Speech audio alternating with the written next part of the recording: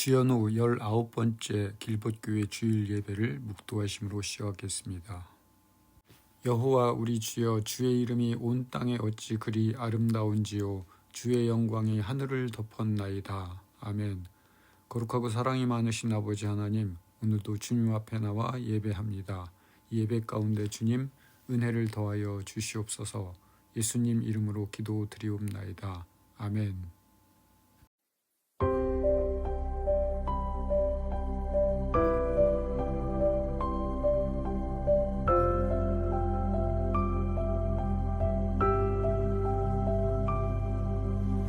폭풍 속을 걷고 있을 때 비바람을 마주해야 할 때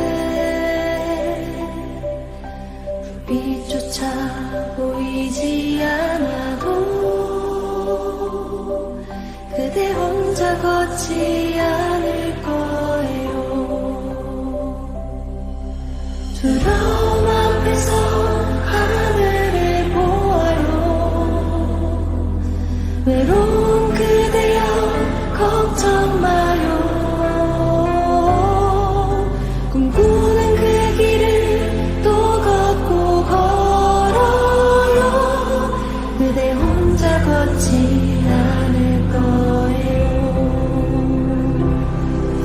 내 폭풍 속을 걷고 있을 때 비바람을 마주해야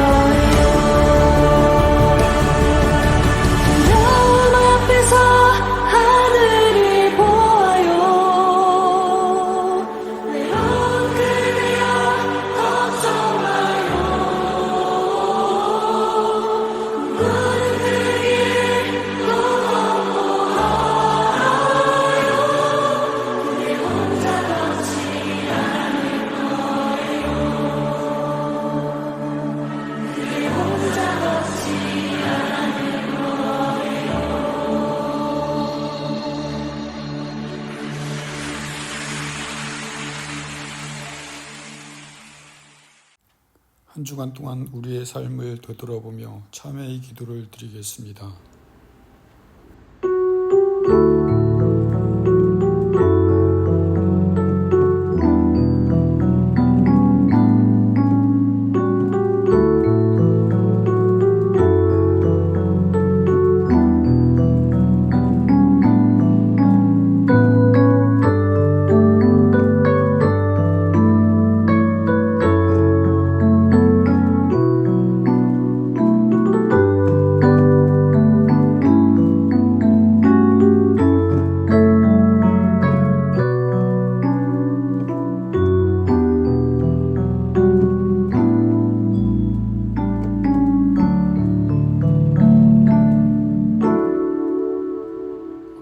사랑이 많으신 아버지 하나님, 오늘도 한자리에 모여 예배합니다.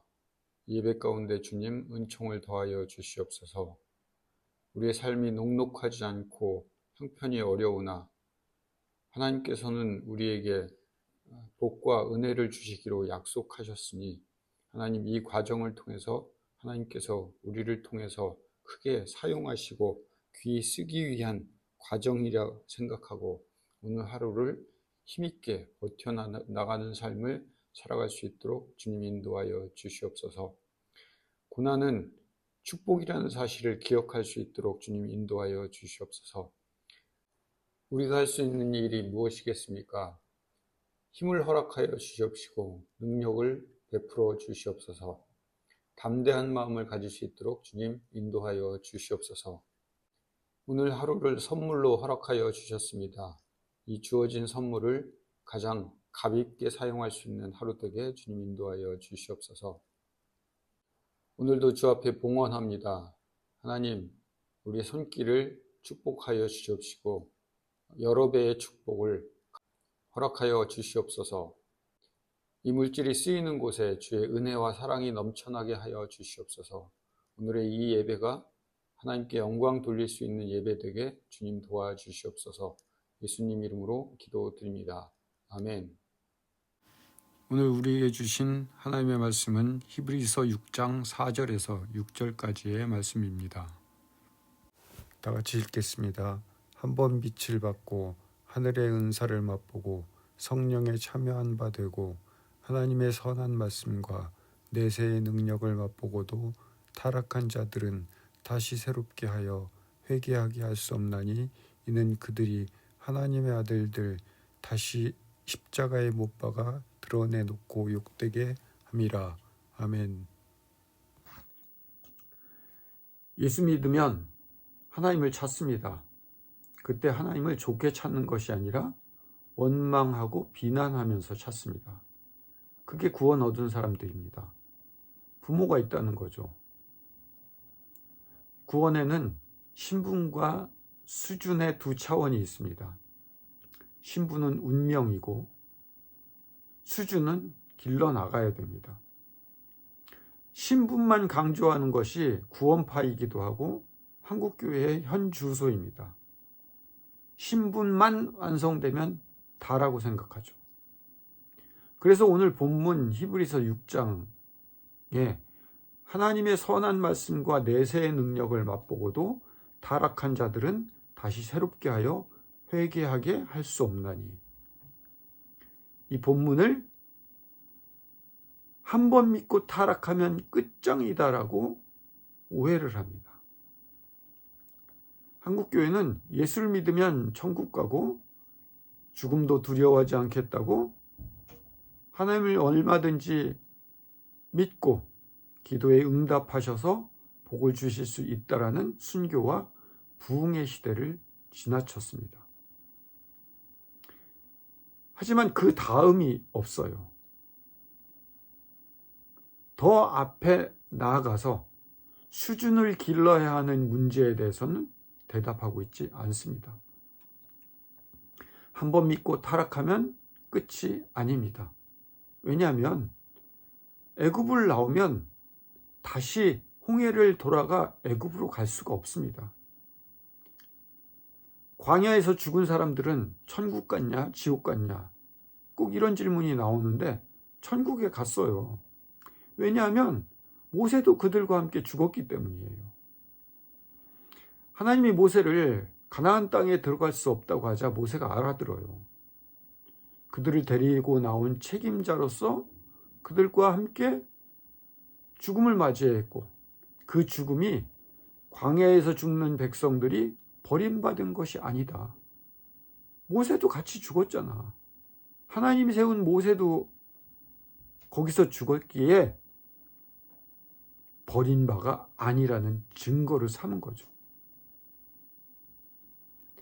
우리도 지금 현재 광야의 생활을 해나가고 있습니다. 로마서 8장에 하나님을 사랑하는 자, 곧 그 뜻대로 부르심을 입은 자들에게는 모든 것이 합력하여 선을 이룬다. 실패도 선을 이룰 것이다. 이렇게 말하고 있지 않습니까?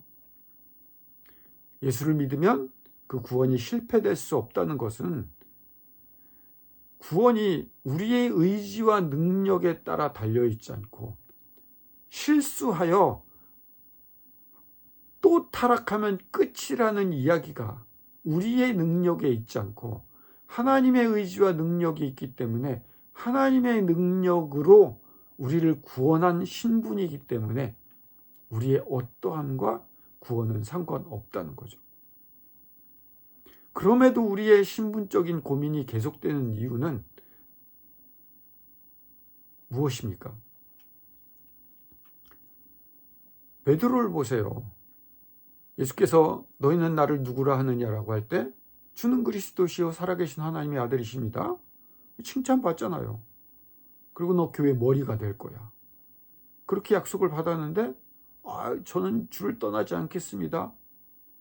십자가 지지 마십시오. 이랬다가 된통 혼납니다. 사탄아 물러가라. 그리고 예수님을 3번이나 부인합니다. 그 3번 부인할 거를 예수님께서 아셨지만 돌이킨 후에 내 형제들을 굳게 하라는 약속을 받아내고 결국은 교회의 머리가 됩니다. 한번 믿고 타락하면 끝장이 아니라는 대표적인 사례가 됩니다. 다음 우리의 수준의 문제를 짚어봐야 됩니다. 하나님이 우리에게 자유를 주시고 권리와 책임을 누릴 실력을 만들어가는 길에 하나님 나는 내 할 일 다 했으니까 이제부터 다 내 책임이야. 내가 한번 실수하면 끝장나. 실패해서 타락하면 끝이야. 이렇게 우리에게 책임을 돌리지 않습니다. 우리가 실패와 좌절이나 여기서 끝인가 보다라고 생각하는 것은 끝이 아니에요. 이삭이 아브라함을 칼로 찌르려는 장면을 보세요. 야곱이 약복나루에서 하나님과 씨름하는 그 장면에서 하나님은 포기하지 않으십니다. 예수님의 그 마지막 자리, 절망한 자리, 골고다 언덕의 자리에서도 하나님은 최악의 십자가의 자리에서 포기하지 않으시고 지옥까지 가셔서 아들 예수를 건져내어 살리시고 부활하게 하시는, 부활시키시는 그게 하나님의 능력이고 사랑입니다. 하나님이 그렇게 만드시겠답니다. 엘리야를 볼까요? 갈멜산에서 아합이 바알과 아세라 선지자들을 섬기는 850명의 선지자들, 여호와를 믿는 엘리야가 맞대결하여 엘리야가 이기죠. 사마리아 궁에 뛰어들어왔으나 북왕국을 꽉 잡고 있는 권력의 꼭대기 아합의 부인 이세벨이 엘리야를 잡아 죽이겠다고 덤비니까 엘리야는 바로 낙심해서 도망치죠. 호렙산까지 도망갑니다. 지나오는 길에 광야에서 로담나무 밑에 눕습니다. 이제 나 다 했으니 더 이상 난 희망이 없으니 하나님 죽여주십시오. 그 자리까지 갔습니다. 하나님이 전사를 보내서 먹이시고 2번이나 그렇게 하시고 40일 40주를 걸어 호렙산에 이릅니다. 하나님이 묻죠. 엘리야 너 여기 왜 왔어? 하나님 제가 왜 왔겠습니까? 아합이 몽땅 다 죽이고 나 하나 남았는데 나까지 죽이겠다는데 내가 무슨 수가 있겠습니까? 너 굴에서 나와. 내 앞에 서. 엘리야야 너 왜 서 있니? 라고 다시 묻자 하나님 내가 왜 그랬겠습니까? 이렇게만 얘기하죠. 하나님이 그런데 이상한 대답을 하세요. 엘리야 앞에서 광풍이 불지만 바위를 쪼갤 바람이 불지만 하나님이 거기 계시지 않고 지진이 나는데 거기에도 계시지 않고 불이 내리는데 거기에도 계시지 않고 세밀한 음성으로 찾아오십니다. 엘리야는 마음속에 이런 생각을 가지고 있었을 겁니다. 갈멜산에서 악당을 끝내버렸으면 싶었겠죠. 갈멜산에서 그 큰 승리를 보았음에도 불구하고 아합과 이세벨의 현실적인 권력을 꺾지 않고 놔둔 하나님을 엘리야는 이해가 안 됩니다. 우리도 이해가 안 돼요. 구원받았으면, 예수를 믿었으면 끝인데 왜 삶은 이 지지부진하게 그대로 이어질까? 하나님은 엘리야에게 말씀하십니다. 그 대답으로 너는 가서 하사엘을 아람 왕 삼고 예후로 이스라엘 왕을 삼고 엘리사로 내 뒤를 잇게 하라. 엉뚱한 대답을 하세요. 왜 나 죽게 생겼는데 여기까지 데리고 오고 죽여달라는데 여기까지 데리고 왔습니까? 싸그리 다 잡아서 없애버리면 끝인 일을 왜 이렇게 지지부진하게 끌고 가십니까? 라는 대답을 하나님이 어떻게 하십니까? 하사엘을 아람 왕 삼고 예후로 이스라엘 왕을 삼고 엘리사로 내 뒤를 잇게 하라는 대답을 하세요. 역사를 계속 이어가재요. 너는 갈멜산에서 역사를 끝장내자는 거지 나는 아니야. 우상 섬기는 놈들은 다 죽이고 믿는 사람들만 구원하자. 그게 한국교회이고 우리의 심정 아닙니까? 근데 하나님은 그리 얘기하지 않으십니다. 아람이라는 나라는요, 이스라엘 왕국과 유다 왕국의 주적이에요. 거기에 대를 이을 왕을 세우래요. 북왕국 이스라엘은 악한 나라예요. 하나님을 섬긴 왕이 없는 나라인데도 거기에 후대를 또 이으라고 해요. 그리고 선지자를 세우라고 합니다. 하사엘의 칼을 피하는 자 예후가 죽이고 예후의 칼을 피하는 자 엘리사가 죽일 거다. 하나님이 궁극적인 승리를 주시지 않고 혼란스러운데 마치 권력이 전부이고 폭력이 전부인 것 같은 역사를 계속해 나가라. 하나님 역사를 이어가겠다. 왜 이렇게 난리하는 역사를 하나님은 연장하실까요?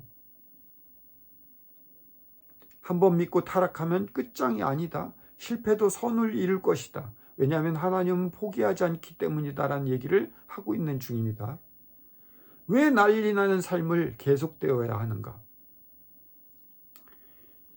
인간에게 주시는 자유에는 권리와 책임이 있습니다. 권리를 주장할 건가 책임을 주장할 것인가는 첫 번째 허락됐던 시대가 사사기입니다. 사사기는 젖과 꿀이 흐르는 땅에 자유로운 백성으로 들어와서 거주하게 자유를 주었죠. 근데 여러 번 반복된 각자의 소견에 오른 대로 합니다. 자유를 자기 마음껏 부립니다. 땅을 차지할 권리부터 주었는데 이기주의자가 됐습니다. 그래서 나라가 망했죠. 열왕기는 뭐예요? 왕을 세웠는데 왜 이 꼴이냐? 왕을 세웠다는 것은 권력을 준 거예요. 자유에 대해서 권력까지 줬는데 권력을 폭력으로 만들어서 또 망하게 했죠. 예수님이 마지막 만찬 장면에서 두 제자가 주의 나라가 임하실 때 하나는 오른편에 하나는 왼편에 앉혀주십시오.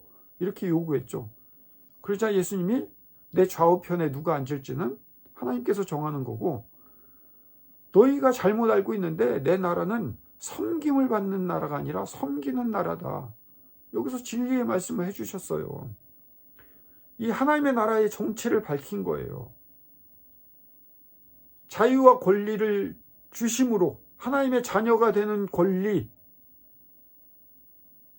우리의 신분을 공짜로 주시면서 뭐 하라고요? 섬김의 권력을 가지라. 권력을 가져서 섬김을 받으려 하지 말라. 그게 핵심이라고요. 그게 우리의 수준을 높이는 거예요. 신분을 공짜로 준 것이 그것이 끝이 아니라 거기에 우리의 수준을 밟아 나가는 것. 그게 구원의 완성입니다. 왜 엘리야에게 역사를 열어놨죠? 왜 우리에게 예수 믿으면 천국 가고 예수 안 믿으면 것들 다 한꺼번에 몰살시키고 지옥 보내고 끝장내고 이렇게 안 하시고 역사를 계속 이어가게 하셨죠. 우리의 수준을 역사 안에서 만들어 가게 하시려고요. 탕자의 비유를 보세요. 둘째 아들이 자기 재산 달래서 허랑방탕하게 쓰고 나중에 다 털리고 돌아왔습니다. 모두가 그 돌아옴을 보고 그 아버지가 기뻐하고 회개하고 그 비유로 끝난 것으로 되어져 있는데 맏아들이 질질 짜면서 울면서 왔어요. 동생이 온 축하 파티에 분을 내면서 나는 아버지의 명을 어긴 적도 없고 아버지가 하라는 대로 다 했는데 나와 내 친구들에게는 염소 새끼 한 마리 안 잡아주고 모든 걸 다 창기한테 말아먹은 놈이 오니까 소를 잡았어요.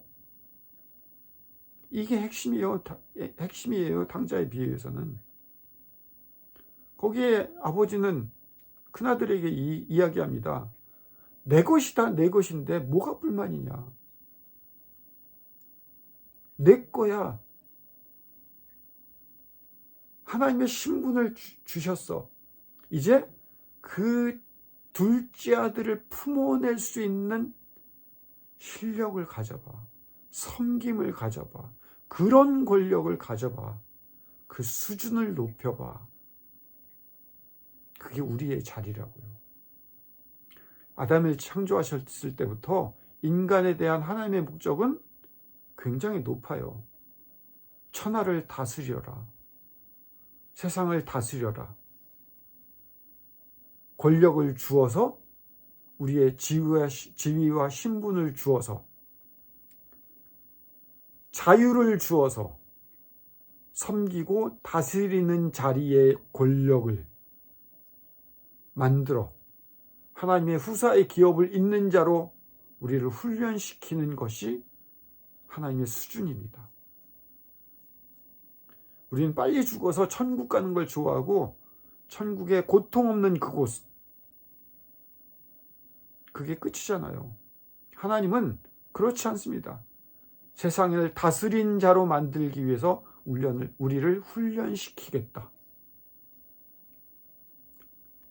달란트 비유를 보면 5달란트, 2달란트, 1달란트 다에서 칭찬을 받는데 남기고 마지막 1달란트 받은 사람은 주임이 엄한 분이라는 것을 알아채서 손해볼까 봐 묻어뒀대요. 그리고 당신의 것을 받으시옵소서. 칭찬받은 사람들은요, 주인의 일에 참여한 거예요. 얼마를 남기느냐가 그 예화의 목적이 아니에요. 하지만 마지막 달란트 받은 하인은 주인이 무서운 분이라고 생각해서 주인의 일에 참여하지 않았어요. 그걸 깨우치지 못했기 때문에 자기만 생각한 거죠. 우리도 1달란트만 파묻었어요. 죄 안 짓는 게 전부였잖아요. 죄 안 지어서 천국 가고 혹여 하나님이 나를 버릴까 봐 겁을 내던 것. 한 번 구원받고 혹여 또 실패할까 봐. 그렇게밖에 성경을 해석할 줄 모르는 수준이잖아요. 그렇지 않아요. 놀라운 자유를 허락하신 거예요. 이런 설교의 주제를 가지고 히브리서 6장을 다시 한번 읽어보시라고요. 자유라는 것은 선택을 잘해야 됩니다. 선택하려면 분별이 있어야 되겠죠. 분별은 지혜로부터 시작이 됩니다. 지혜는 경험이 축적되어야 되죠. 그 경험을 축적시키기 위해서는 잘한 경험과 잘못한 경험 중에서 어떤 것이 많아야 할까요? 잘못한 게 많아야 합니다. 왜 그렇죠? 잘한 경험은 더 이상 관심이 없어요. 늘 불만스럽고 부족하다고 느끼는 경험이 우리의 수준이 되는 겁니다. 그런데 우리는 그런 경험들을 하기 싫어해요. 한 방에 다 해결하고 싶어서 금식 기도를 해버립니다. 40일 금식 기도 했죠. 그러면 자기 책임이 끝나는 겁니다. 나 40일 금식 했으니 이제 하나님 책임입니다. 다 하나님한테 넘기잖아요. 그러지 말라고요. 하나님은 우리에게 인생을 살게 하십니다. 자식을 기르고 대학까지 공부시키면 끝인 줄 알았는데 취직을 시켜야 하고 시집장가를 보내고 시집장가만 보내면 끝인 줄 알았더니 손자 손녀가 태어나서 또 짐이 생기고 그 손자 손녀가 어려울 때마다 부모에게 찾아와서 이 손자 손녀가 어려워지는 것이 우리 잘못이래요. 하지만 지혜는요, 말없이 짐을 지어내는 것, 그것이 비로소 성숙한 지혜와 분별과 자신의 위치를, 신분을 알게 되는 과정입니다. 하나님이 역사를 통해서 짐을 짊어지시고 계십니다. 역사를 열어놓으셔서 다 하나님 탓이라는 말에 기꺼이 그 짐을 지어내십니다.